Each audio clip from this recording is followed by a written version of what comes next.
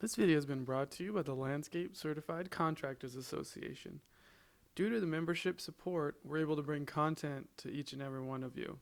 If you have a topic or a product you'd like us to review, or if you want to become a member, visit www.irrigatortech.com and hope to hear from you soon. Enjoy the video. Hello everybody, my name is Jose Avila and today we're going to go ahead and show you on how to transplant Cymbidium orchids. On our first segment we showed you what a Cymbidium orchid is, what time of the year do they flower, and what the longevity of the flower season is for them. But today we're going to go ahead and show you how to transplant. We have our Cymbidium orchid over here to the left. Some of the things that you may need is a good drainage pot. Make sure it's got good drainage holes. Nice sturdy pot. There are some places where they sell flimsy pots and you may want to think about purchasing those just because they're flimsy and they may end up breaking very easily. So make sure that you get a nice sturdy pot. It doesn't have to be a fancy pot. In this case we have this Cymbidium orchid in an equivalent size to a 1 gallon container. Our next size here to transplant it would be in a 2 gallon container. And that's a proper size to go on the next for this plant. So like I said, this is a 2 gallon size container, equivalent to a 1 gallon size container.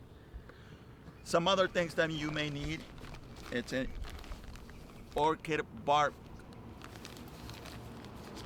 This is not an orchid bark mix. I like to make my own mix. So I'm gonna show you today on how to make your own mix if you decide on doing that. Or if you prefer on purchasing an orchid mix, then that'll be okay. Some of the tools that you may end up needing is some nice hand pruners right here. Okay, you really don't need a whole lot more to that. Another product that you may end up needing is an osmocote fertilizer. This is a time-release fertilizer. Okay, this comes in a pelletized form.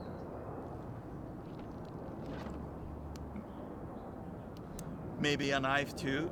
This is a carabiner with a knife right here. This is what I prefer to use. If you prefer to use some other sort of cutting device, then that's up to you.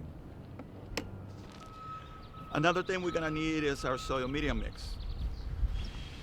I like this media mix, potting soil media mix, just because it's got a good portion of the pumice, or what seems to be pumice, or in this case, perlite, just because it's very light. And it's gonna give good drainage to our bark and soil mix that we're gonna need for our Cymbidium potting soil. A lot of times people ask me how many parts of potting soil media to bark mix do I use? Most of the time I tell them I don't know, not until I start making a mix to whatever size we're gonna go ahead and plant our orchid into. You could say we may end up needing about 3 parts of bark to 1 part of potting soil. That would probably be my best answer to that. But we're gonna go and find out today as how much we're gonna need for this 2 gallon pot right here. So we're gonna go ahead and set our soil to the side.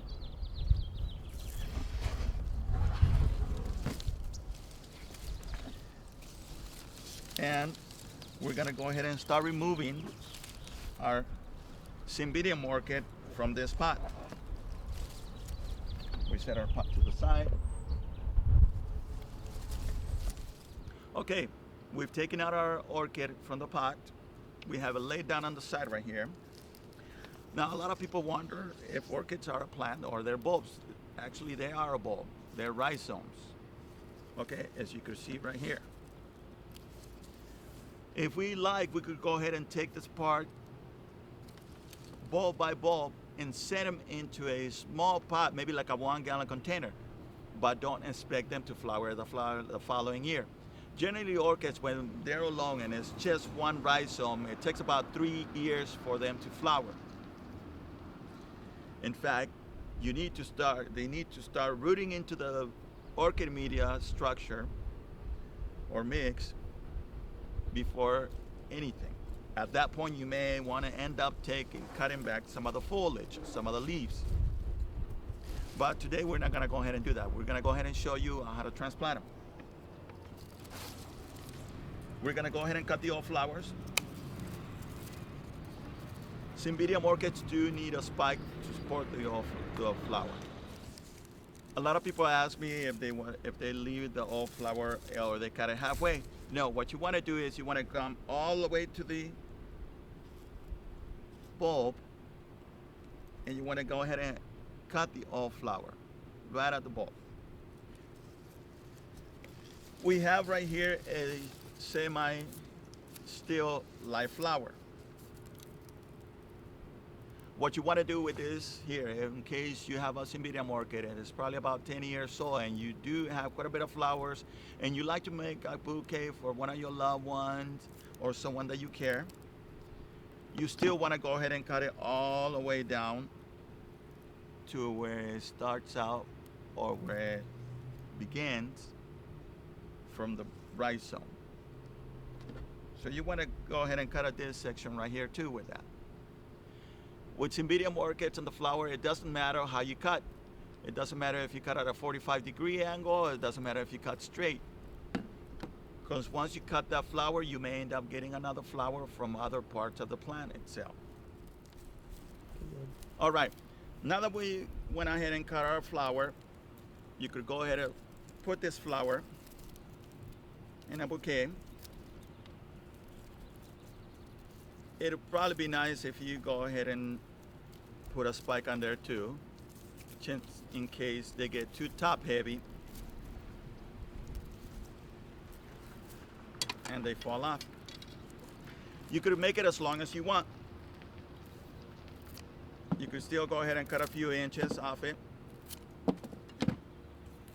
and make it as pretty as putting some baby's breath, some pink breath of heaven, add some ferns to that, maybe like some sword ferns or that sort of thing, so that you make them look nicer.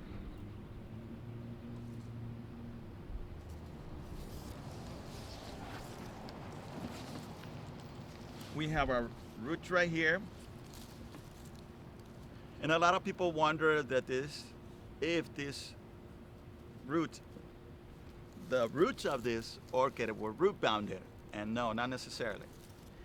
Remember, Cymbidium orchids generally like being root bounded. The more crowded they are, the better for them, the better environment that they like, unlike other plants or other orchids. Cymbidium orchids could take a tremendous amount of abuse during the time that you're transplanting them. So don't be afraid to bang it. What we want to do here is we want to get all this old bark media, all this old bark media right here has breaking down throughout the years that this plant was in the pot. You want to shake it and just kind of loosen up the roots a little bit. Okay. I like to make sure that they're all nice and clean.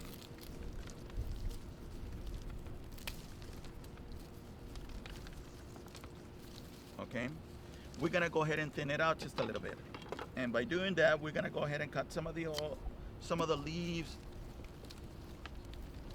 that are just not looking good, maybe unhealthy looking. Some of the leaves that have been sort of abused for whatever reason. It could have been for transportation. It could have been maybe because in the nursery they moved them around. It could be any reason. I like to make sure that it's got a nice, clean look to it. Also, during the course of transplanting, if you notice that you've come across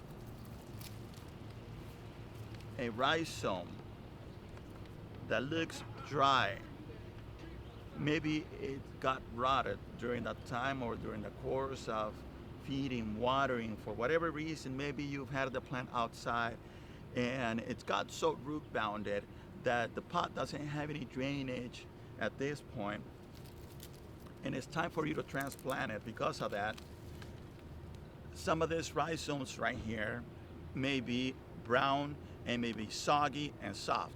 What you want to do at that point is you want to go ahead and take them out. Some of them may look like they're surviving or survivals, but in reality they may be rotten or maybe soft due to the weather or whatever the reason may be.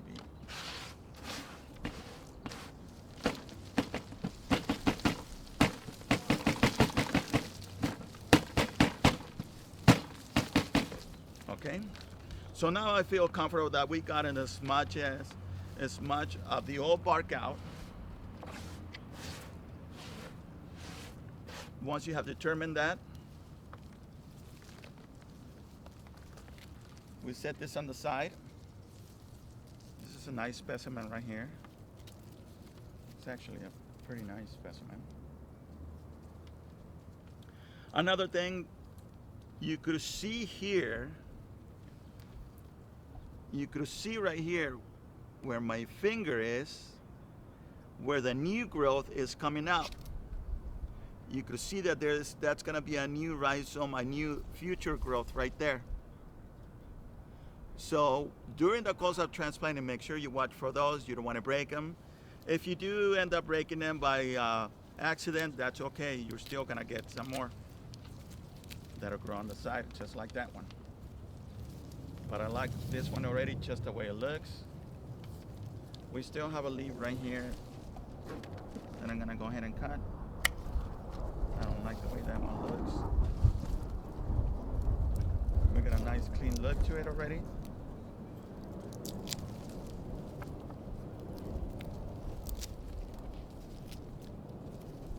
So we'll set this to the side. Okay. We have our 2-gallon pot here with nice drainage holes on the bottom.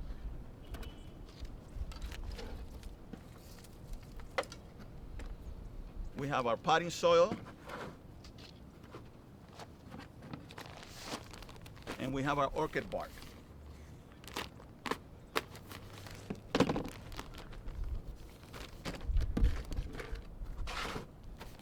So we're gonna go ahead and put about 3/4 of this soil, of this bark, into this pot right here. And I know we won't end up using that much anyway.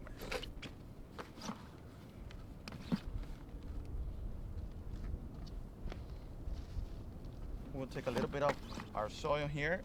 So generally I go ahead and start out with just a little bit, probably even less than 1 part of this pot right here.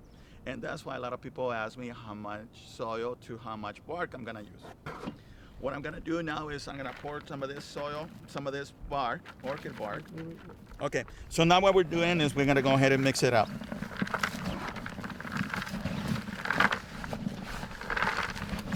Just by me mixing it up, you can see here that it's more bark to this point than what soil is. And your consistency should be this much. In fact, we could add a little more soil to that.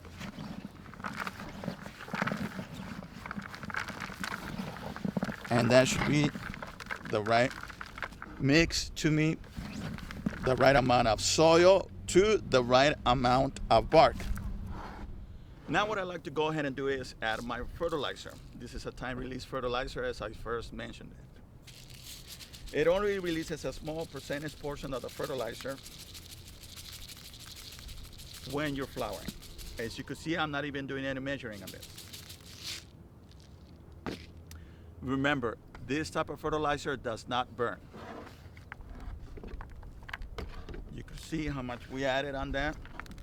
There's not a whole lot to it. In fact, we probably added about a cap full like this from the cap of the fertilizer into this mix right here.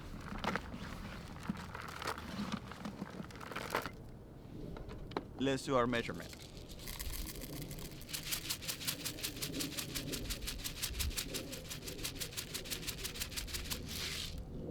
This is not even a half cap full right here. I like to go ahead and add a little more to it.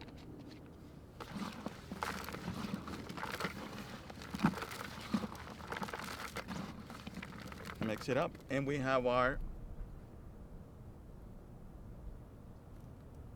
orchid bark mix here. Now remember, this only applies to Cymbidium orchids. Other orchids like Phalaenopsis, Bandas orchids, Paphiophyllums, also butterfly orchids, Phalaenopsis known as butterfly orchids. They don't like this sort of mix right here. In fact, they like a finer orchid bark. So make sure you go ahead and get the right size bark for the type of orchid that you're gonna go ahead and be transplanting.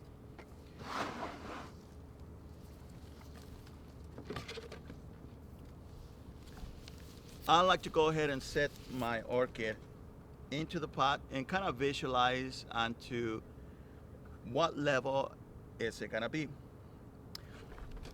Once I determine that, you don't need to use any special type of tool to be putting in your mix into the pot.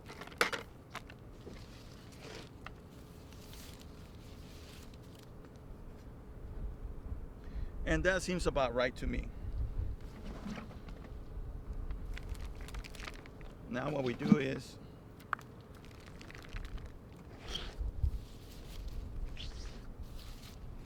put a little bit of mix while I'm holding the orchid with one hand.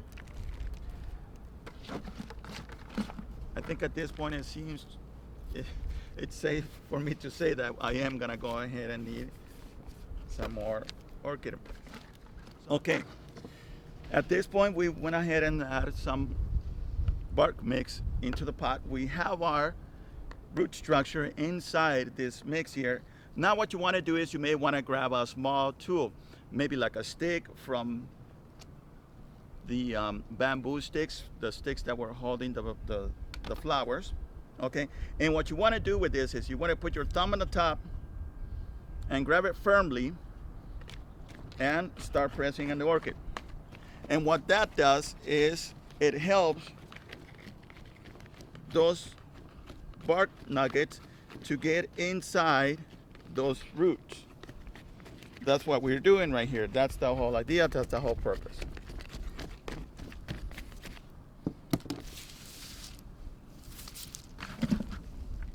Now we go ahead and add a little more bark to the top. Another thing you want to watch out for is you really don't want them way too deep into the soil. So we're gonna go ahead and need to bring this one up a little bit. And I'm doing that just by grabbing the leaf structure and pulling it up and holding the pot at the same time.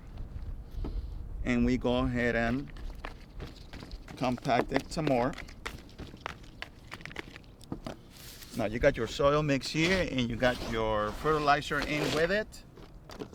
So you won't need to add a little more fertilizer to it, maybe not unless you want to on the top. In many cases, usually that's what I do anyways. I still put a little bit of fertilizer on the top. But you can see how that bark with that soil flows. Firmly pack it in with your fingers, just a little bit. Not where it's really compact.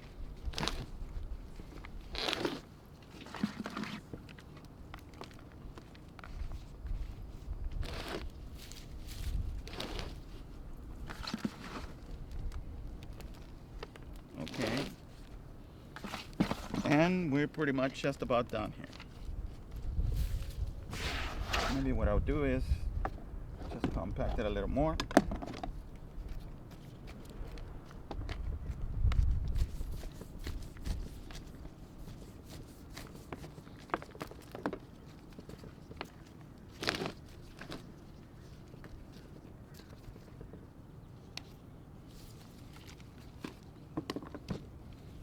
like I said, I'm gonna just add a little more fertilizer to the top.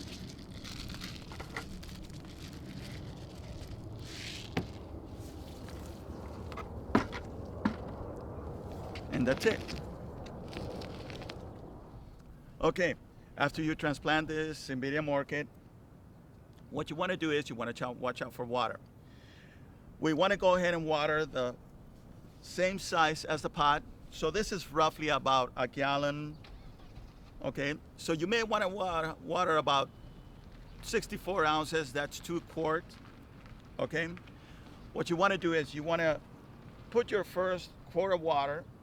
Okay, make sure you get it all over the place. Make sure you get a nice drench of this.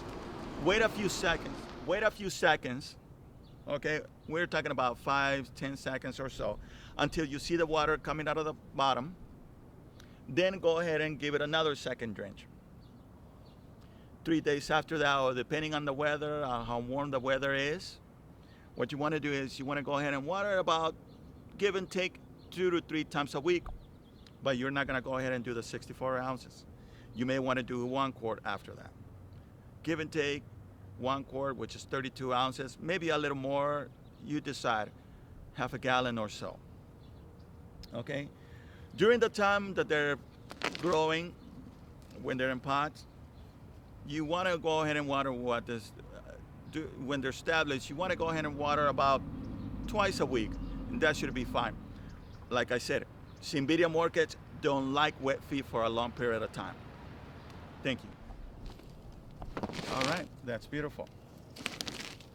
It looks happy already. Please let us know if you have any suggestions, anything else to add to this program.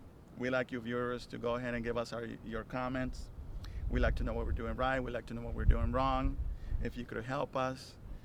Maybe you'd like us to come out to your site and video tape maybe some unusual things or some special things, special projects that you're doing at home or out in the field, maybe at a commercial job. And let us know on how we're doing. Thank you so much. Once again, Jose Avila, I really appreciate it.